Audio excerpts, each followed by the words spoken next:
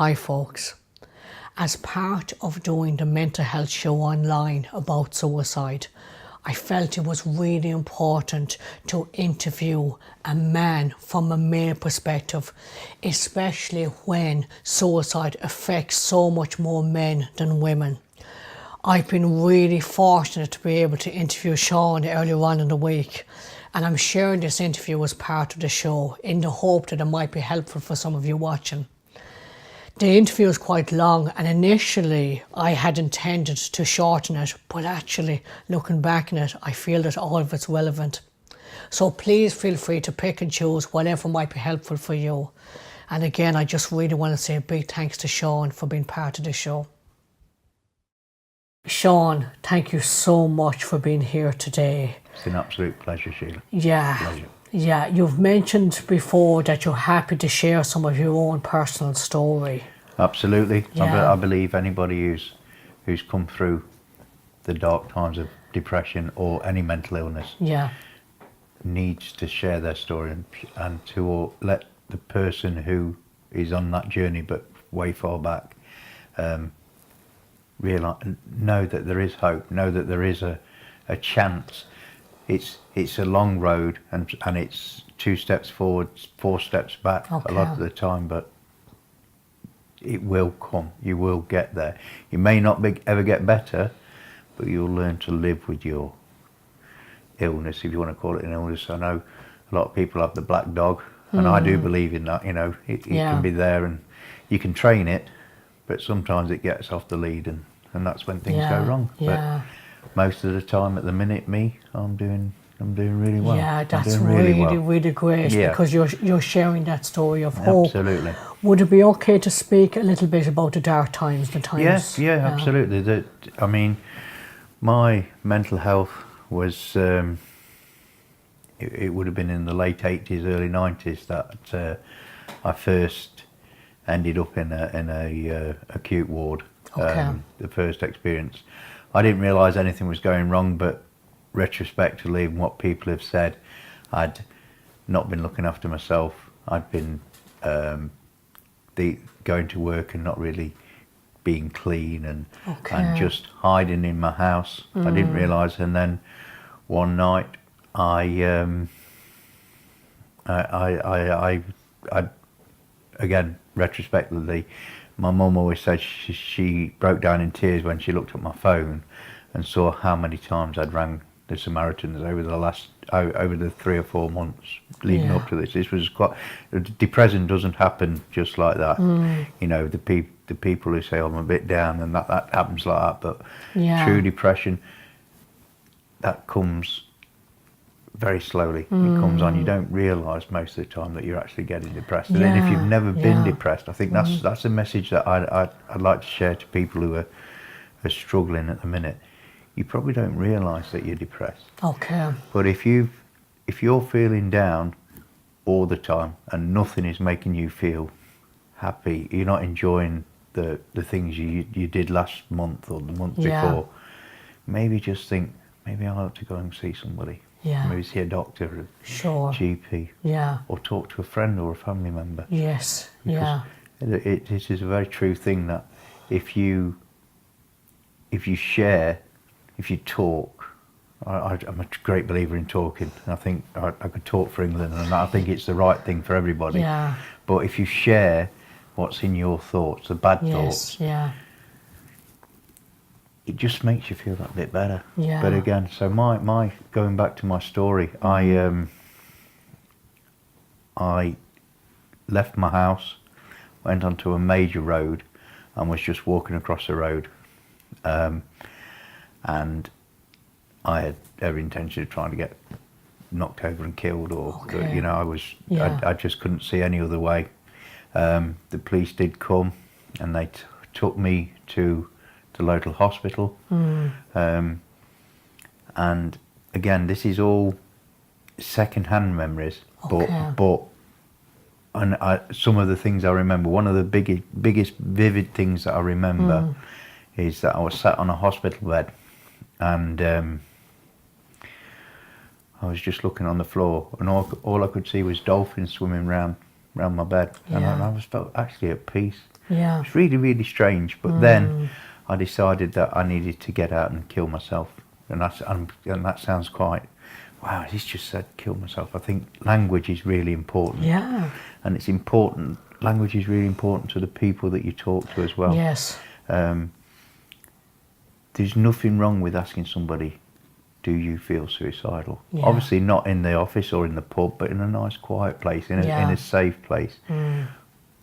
But there's nothing wrong with asking somebody. In fact, actually, it's probably the best question you can ask somebody at that really difficult time to start the conversation, because that person is going to think, well, oh, I can actually tell them how my head's feeling. They're asking me something that I didn't think anybody would want to hear. So I truly believe language and the way that we talk to people is crucial in helping people share their stories, because that a problem shared is a problem half. It's very, very true. Sean, and it's not a flippant thing. It's not a thing that you think, but if somebody hears it right and you listen right, it's being empathy with somebody.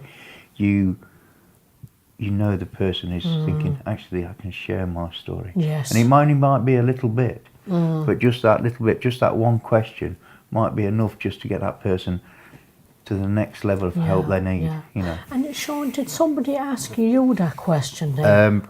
No, I was in a again I left the hospital without being discharged, and again went to try and kill myself, and the police took me to a place of safety, which was the acute ward. Okay. And to be perfectly honest, for the next 3 years, I was not on this planet. Okay. Okay. So everything that I'm going to say now about that, these are not my memories. These are what people have told me. Okay. So I really wasn't here. I just wanted to die. I didn't want to be in this world. Yeah. I didn't see any way out of this world. Yeah. And the more and more you think about it, and you can look at it retrospectively, what was it that made me feel like this? I don't know.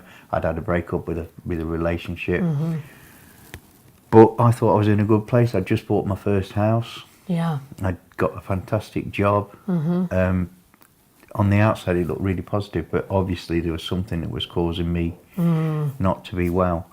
And I wonder, Sean, looking back on that, was there any warning signs that you didn't notice at the time? Yeah, I think the warning signs that I would note if I saw somebody today in my job and what I do as well, is that the person will not be looking after themselves. Okay. There will be a different person. There's a thing we call it open door policy. So if you're in a business or you're working in an office, and just let's say we're in an office and we see everybody every day. Yeah.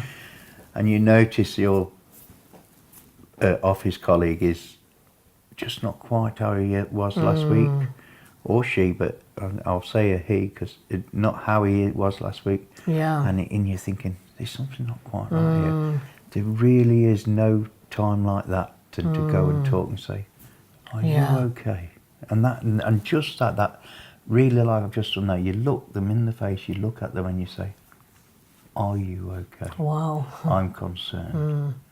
And you put it that way, and it's that, it's called proper listening. It's that you full contact, just what I'm doing now with you, full contact, and I'm leaning in and I'm asking a question, but I'm listening, and there's no such thing as a bad pause. Silence is good. So if you just ask that question, say, are you okay? And just wait. And that person will either say, I'm fine. And I think if I was concerned, I'd say, well, you're saying you're fine, but actually I'm not too sure. Is there something you want to talk? I mean, if we can go outside or we can go and have a chat in the office. Yeah. You can give them an opportunity.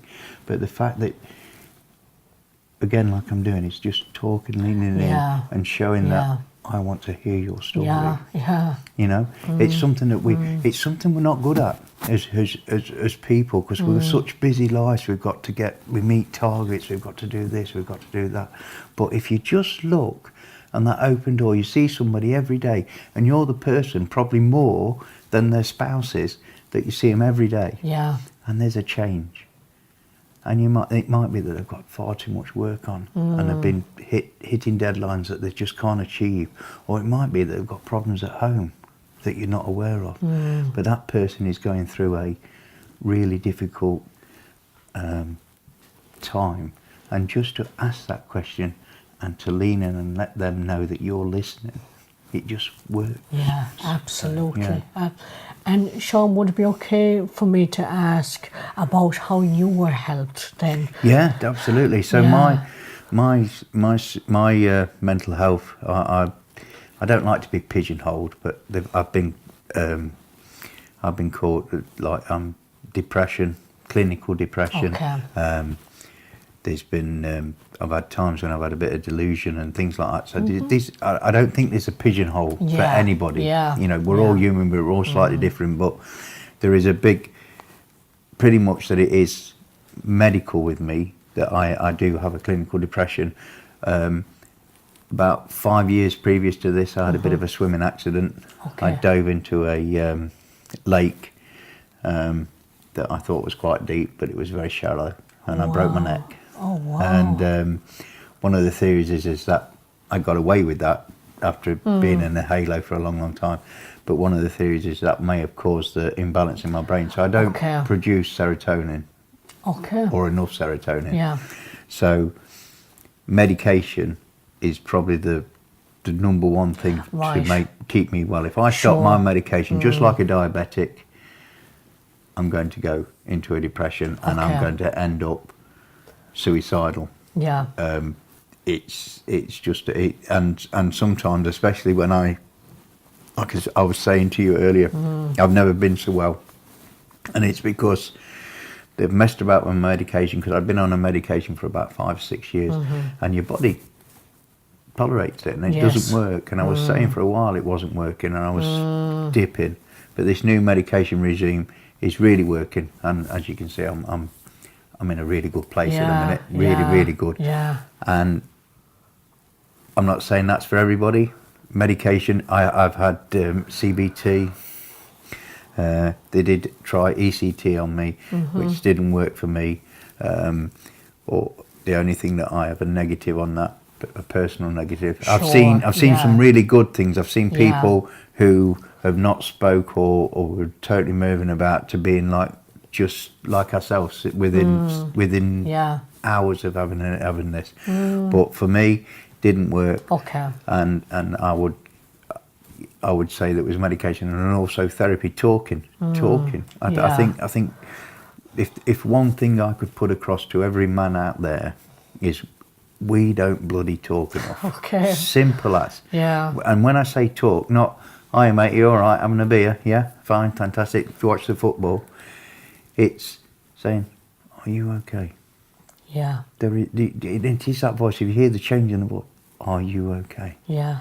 And I wanted to ask you that, Sean, as to why do you think suicide affects so many men?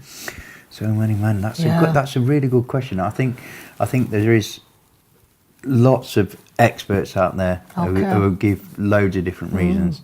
I believe that we have that thing of the stiff upper lip, you know, and again, it's that ignorance of the general public, of people who have not had to deal with mental health. Yeah. Every person who's watching this now who has suffered or is suffering or is aware of mental health will get me, will understand exactly what I'm saying. Yeah. The person who sat there, who's thankfully, and bless him or her, I'm going to say him, has never suffered, is thinking, this doesn't make an ounce of sense. I haven't got a clue what he's saying.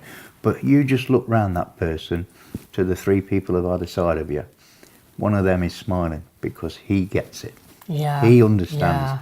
Have a chat with that man, because he understands where we're coming from. Because it is,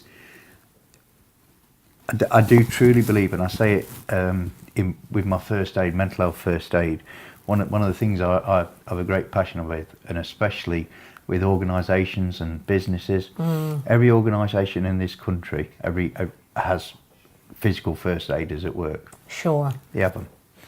There is very, very few people who have even heard of mental health first aid. Yeah.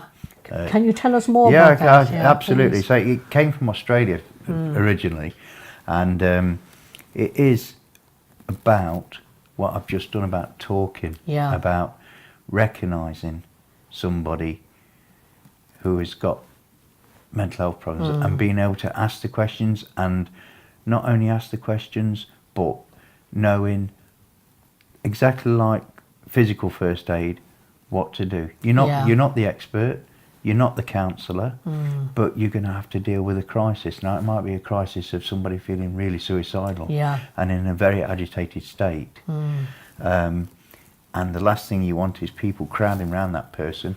So you need to take that person into a safe place. You also, again, with what like you would do with physical first aid, make sure that you're safe. So you would let a colleague know that you're going to go in that room. You'd probably leave the door open, and you'd ask the colleague to bring a cup of tea.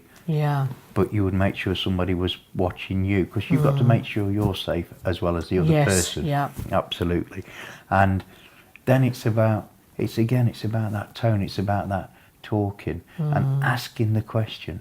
I have no fear of asking somebody, do you feel suicidal? That person who we were just talking about earlier has never done, they say, you can't say that. How can you say that? You can't say that to somebody. But actually, it's probably the best question you can ask. Because that person will go, wow, they know. They see.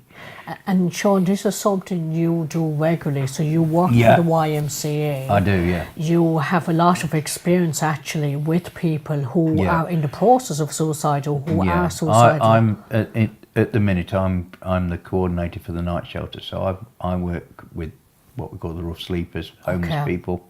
And it is an actual fact that majority of homeless people will have some kind of mental health issue. Not all. Not all. But some will. They may be addicts of drugs and alcohol. Now, addiction is not a mental health issue. There is no mental health issue with an addiction. But usually, if you just scratch the surface very, very shallowly, you will see that there is an issue that has caused that. You know, it could be sexual abuse when they were kids. It could be loss of a family member. Bereavement is one of the most common things that causes people to experience mental health, ill health. That's another thing that we do with the first aid, mental health first aid. We've all got mental health, everybody. But it's a lot of people have got mental good health. It's mental ill health that we need to tackle. We need to work with, and that is again a message from the mental health first aid that we all have got mental health. You know, it really is as simple as that. You know, I always say to people who are struggling and things, that there's only one person you can't get away from, because you can get away from the wife, go to the pub, you can get away from your colleagues, you can walk out, but you can't get away from that little mind in your head. And that is the demon. That is the person that knows your deepest, darkest thoughts, knows exactly how much. In my own case, and I'm going to say this on camera, and it's something that I struggle with even today. I actually hate myself, and I know that sounds quite thingy, but that I know that is my issue. That is my problem. But that's my little voice in my head is telling me that I'm useless and I'm not this and I'm not that. Now I fight that now and I work with it. But on my low times, that voice gets really loud, heightened really up, loud, absolutely. Really loud. And you're absolutely spot on with that. And it's not hearing voices. It's not. Everybody just think you've always got that person inside your head who says, "Are you really going to do that? Are you going to have that?" You know, you do have a conversation with yourself, and if you don't, then I think you might have a few problems yourself. How do you manage that then? How do I manage that? Yeah. So, again, at the minute, I'm in a good place. Yeah. I'm doing really well. One of the things that's really, really helped me is, again, doing the mental health first aid, also doing this course that I'm doing, mental health awareness, Okay. and just reading and learning more about mental health. Yeah. That's what, as you can probably tell, like yourself, I have a passion for mental health. But I have a passion for mental health because, Yeah. one, I've been a sufferer. Yeah. 2, I'm a survivor. Yes. 3, I live with it. And then I truly, truly believe, like we've had a conversation a few times, that we have a responsibility to tell our stories, to get rid of this stigma, this horrible stigma of mental health. Do you think that's part of the problem, the I stigma? truly do. I mean, a chap who's in business or a sportsman shows that they're weak, which is the wrong word. It's a horrible word. Yeah. That actually you're a very strong person if you're emotional. Yes. You know, if you've got Yeah. emotions and you can let them show your emotions. Yes. Yeah. It's not a weakness, it's a strength. I truly, but in this world, in the way that people are, it's seen as or perceived as a weakness. Yeah. And people think, oh, I can't let my boss see that I can't cope with this unbelievable workload. Yeah.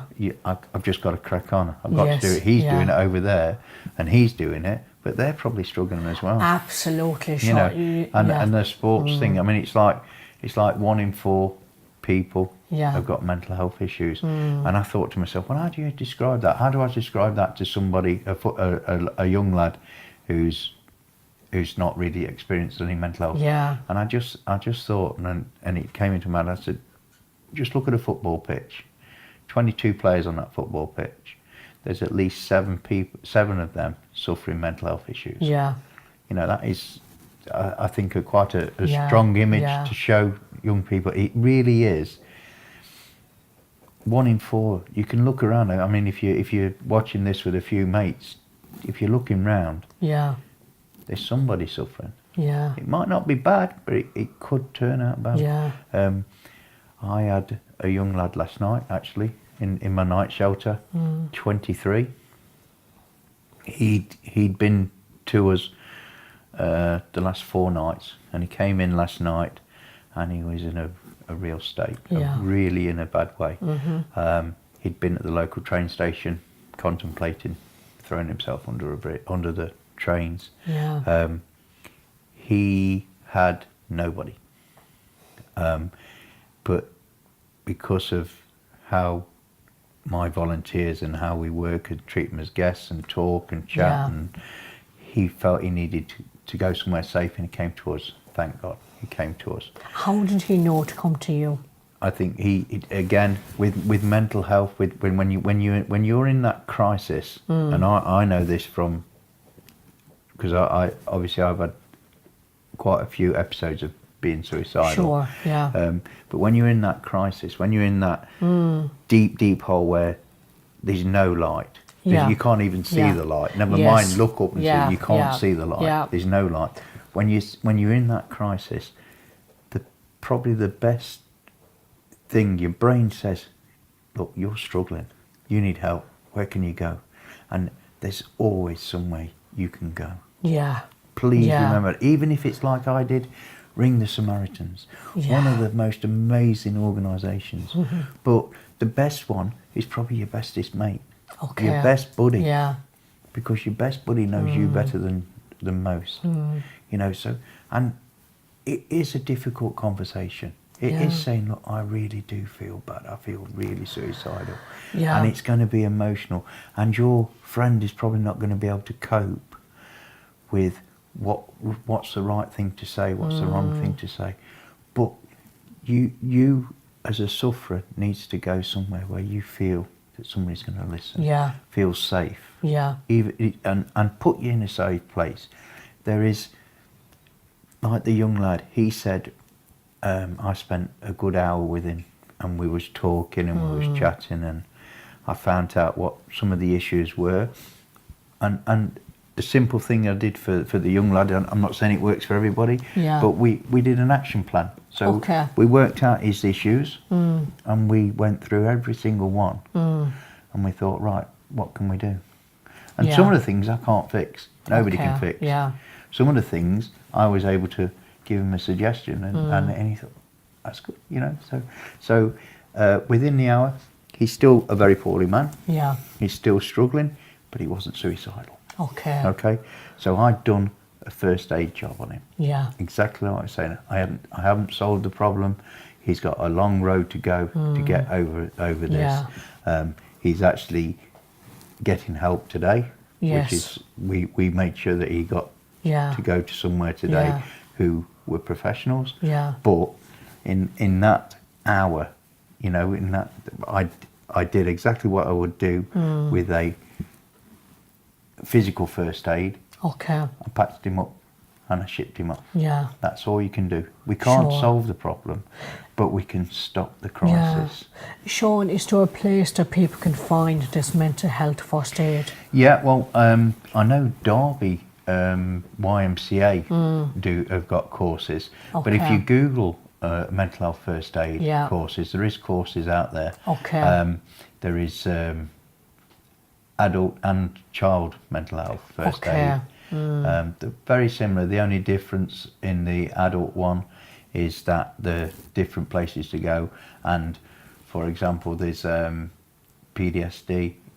Yeah. The army do mental health first aid, but they really do concentrate on the PTSD. So there's Okay. lots of Yeah. different ones, but I do believe that every organisation should have a mental first aid. And one of the things as a mental first aider is, I'm not just there to be the talker and everything, but my job, and I truly believe my passion, like yourself, is to educate people. Yes. Teach people that there Yeah. is no wrong words. Yeah. Yeah. There is no wrong. There is no. You can't make things worse by talking to somebody. Yeah. You know, I mean, my old grandma used to say, a good cup of tea and a chat sorts everything. And I think, you know, it's not far off the truth. It's Yeah. a wise thing. It's Yeah. a common sense thing. We need to talk. And us men, we don't talk. We talk, we chat about football, we'll have the Yeah. crack and everything. But when it comes to these emotions, we're terrible. What would you advise men then? So if you've guys watching this and they're struggling with their emotions and their feelings, what would you advise them? I think GP first. Okay. Definitely go to your Yeah. GP. If you're feeling really low, and I mean, Yeah. and I think you'll know what I mean when I say really low, that it's just not lifting. Yeah. It's just Yeah. staying there. It just, no matter what you try and do, you just can't. If you're putting the brave face on Yeah. at work, the happy Joe lucky lad, but when you go home, you're in floods of tears, or Yeah. you're hitting the bottle, Yeah. or things like that. You have a problem. You have an issue, and the only person who can help you is you. Yeah. It's as simple as that. Yeah. It's that. We don't recognise ourselves sometimes. We don't see it because Yeah. we're in the middle of that. Yes. We're in the middle. Yeah. But sometimes you get a bit of clarity and you think this is wrong. You know that there's something wrong. Yes. And I think if it was physical, you go straight to your GP. Yeah. So why not if it's mental? Go straight to your GP. Absolutely. The first port of call. And then there's loads. There's self-help groups. If you're struggling socially, there's a lot of social groups. Yes. Not just pubs and clubs, but there's social Yeah, groups. There's yeah. places. There's organisations that will. That you only have to look on this internet, Yeah. whatever you want to call it. Yeah. And it's amazing. Yeah. You've just got so many different options in this day and age, but that internet is not the same as talking to your friends. Sure. Yeah. Talking to Yeah. to a human being, Yeah. making that eye contact, just like we're doing now, which is Yeah. you know, it's powerful. It really is. I mean, I know we're talking here, but it's so powerful. Yes, it is. To actually have a conversation Yeah. and look somebody in the face Yeah. and just say, how are you doing? Yeah, and having somebody with you Yeah. actually be present in the moment. Yeah, absolutely. And Sean, about that support, you know, that, like, yes, we have so much about the lack of funding nowadays and things like that, yeah. but that's just people. We can all we can help each other, yeah, can't absolutely. we? Yeah. Do you know the best experts in this are people with mental health issues? Okay. They are the experts. Well, I suppose they've been there. They've been there, done Yeah. it, had the T-shirt, Yeah. and they're the experts. So Yeah. if you are, I don't even want to use the word, but it's a survivor or somebody who's managing their own mental health, because I manage my mental health. I'm not cured, but I manage my mental health. Yeah. But if you and a couple of other people say, I tell you what, let's start a little group. So, Sean, with the support, Yeah. you know, as you were saying there, you know, about meeting like-minded people, people who have been through it themselves, and setting up a support group where you get to meet, as you say, like in your own home and or office at work. It doesn't have, it's not, people think, oh, support group, that's going to cause a load of paperwork and everything. No, it's 2 or 3 people having a chat. It's a room. You can put support group, mental health support group, just on the door, and just an hour of your dinner time. You can even have your sandwiches there. In fact, you can, one of the greatest things is to invite people in, just buy a few sandwiches and say, come and have a dinner with us, and let's have a chat. It's giving and people start that time. chat, giving people that time, giving people that, because nobody will talk to you the first time as they will do the 7th or 8th time, because we all have to make relationships. We all have to work to make that relationship. But if you use the very simple skills that I've just said, is open listening, talking in a nice, calm manner. That person who's absolutely agitated, as human beings, we mirror each other. So if I'm calm and I've got an agitated person and I stay calm, that person is going to come calm. Yeah. If I come agitated with that person, we're both going to be agitated because we're mirroring. But if we are talking to somebody who's agitated, we stay calm and relaxed and talk in a really soft manner and listen. Sometimes, like this, like I said earlier, silence is really useful sometimes. It's really good just to have a bit of silence. It's not an awkward silence. It's a I'm still here. I'm still listening. You can be looking and listening, but the silence is sometimes golden. Really, really golden. So yeah, support through peers and support through, like you said, like-minded people. That it works. I mean, it's like I know a lot of football teams are now saying that they're dealing more with mental health. They're actually, I think some famous footballers have come out saying that they're suffering with the mental health, and clubs are saying that they're going to do this, and that's brilliant, and that's amazing. That's what's needed. But it needs to be from the grassroots. It needs to be from the local football team. You know, it needs to come from the darts team. It needs to come from the office. We as human beings are very selfish about ourselves, looking after ourselves, and sometimes we need to just open up and just go, I'm not sure if they're okay. I'm going to ask that question. And it really isn't as scary as it sounds, because people say, I can't just go and ask them, but there's a big thing. I love saying good morning, hello to a stranger. I love it. And I love the face. That person is like quite oh yeah, good morning, you know. And you know you've left that person with something that they go, oh. So there really isn't a wrong time to talk to somebody and to have a conversation. Probably, like I say, if it was in a crisis situation or they were really struggling, I would take them into a private place or into a safer place. But again, if I was concerned, I would ask the question. You know? Sean, thank you Not so a problem. much It's been a pleasure. It's been having the chat today, and it's great. really appreciate your time and just how amazing that for you being in such a dark place and for such a long time actually, Sean. You've really been through it.